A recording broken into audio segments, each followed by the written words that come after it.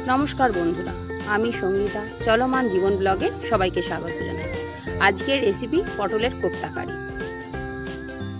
एखनकार बाच्चादेर पटल खाওয়ানো বা सब्जी खाওয়ানো खूबই चाप। ताও যদি पटल आबार केउ आमादेर बाड़ी पसंद करे ना, सेजন্য पटलके खाওয়াতে হবে, কিন্তু অন্য রকম ভাবে। সবজিটা আমাকে খাওয়াতেই হবে।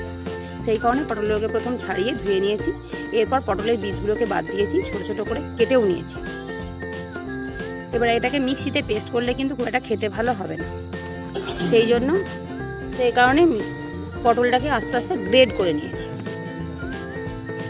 গ্রেড করে একটা পাত্রে রেখেছি। তার মধ্যে অল্প নুন, আদা বাটা, একটু হলুদ,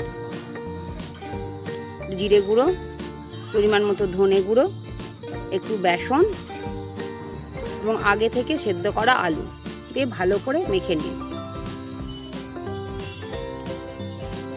মেখে নিয়ে ওই পটলের ওইগুলোকে ছোট ছোট ছোট ছোট করে নিয়েছি, বড়ার মতো করে। এবার আস্তে আস্তে আপনারা যদি মনে করেন সেলো ফ্রাই করবো সেটাও হবে, বা তেল দিয়ে ভালো করে সেটাকে ফ্রাই করে নিয়েছি, ফ্রাই করে তুলে নিয়েছি।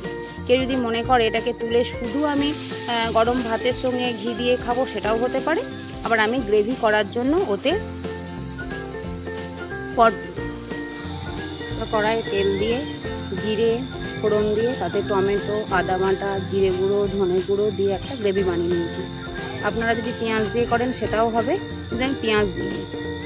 এবার ভালো করে মশলাটা কষিয়ে এর মধ্যে অল্প জল দিয়ে বড়াগুলোকে দিয়ে দিয়েছি। দিয়ে একটু ফুটেছে, ফোটার পরে আমি একটু ধনেপাতা দিয়ে ঘি দিয়ে নামিয়ে দিয়েছি। যদি আপনাদের এই রেসিপিটি ভালো লেগে থাকে তাহলে প্লিজ লাইক, কমেন্ট, শেয়ার করবেন এবং সাবস্ক্রাইব করে উৎসাহিত করবেন।